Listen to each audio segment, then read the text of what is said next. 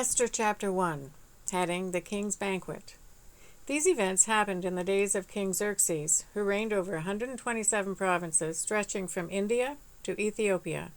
At that time, Xerxes ruled his empire from his royal throne at the fortress of Susa. In the 3rd year of his reign, he gave a banquet for all his nobles and officials. He invited all the military officers of Persia and Media, as well as the princes and nobles of the provinces. The celebration lasted 180 days, a tremendous display of the opulent wealth of his empire and the pomp and splendor of his majesty. When it was all over, the king gave a banquet for all the people, from the greatest to the least, who were in the fortress of Susa. It lasted for 7 days, and was held in the courtyard of the palace garden. The courtyard was beautifully decorated with white cotton curtains and blue hangings, which were fastened with white linen cords and purple ribbons to silver rings embedded in marble pillars. Gold and silver couches stood on a mosaic pavement of porphyry, marble, mother of pearl, and other costly stones. Drinks were served in gold goblets of many designs, and there was an abundance of royal wine, reflecting the king's generosity. By edict of the king, no limits were placed on the drinking, for the king had instructed all his palace officials to serve each man as much as he wanted. At the same time, Queen Vashti gave a banquet for the women in the royal palace of King Xerxes. Heading: Queen Vashti deposed.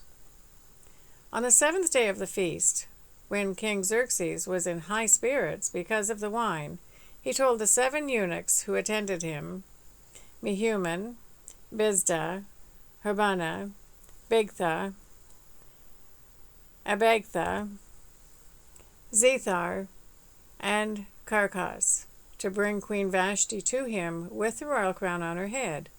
He wanted the nobles and all the other men to gaze on her beauty, for she was a very beautiful woman. But when they conveyed the king's order to Queen Vashti, she refused to come. This made the king furious, and he burned with anger. He immediately consulted with his wise advisers, who knew all the Persian laws and customs, for he always asked their advice. The names of these men were Karsina, Shethar, Admetha, Tarshish, Meres, Marsina, and Mamukan, 7 nobles of Persia and Media. They met with the king regularly and held the highest positions in the empire. What must be done to Queen Vashti? The king demanded. What penalty does the law provide for a queen who refuses to obey the king's orders, properly sent through his eunuchs?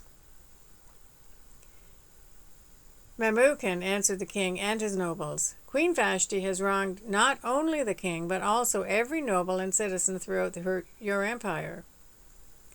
Women everywhere will begin to despise their husbands when they learn that Queen Vashti has refused to appear before the king.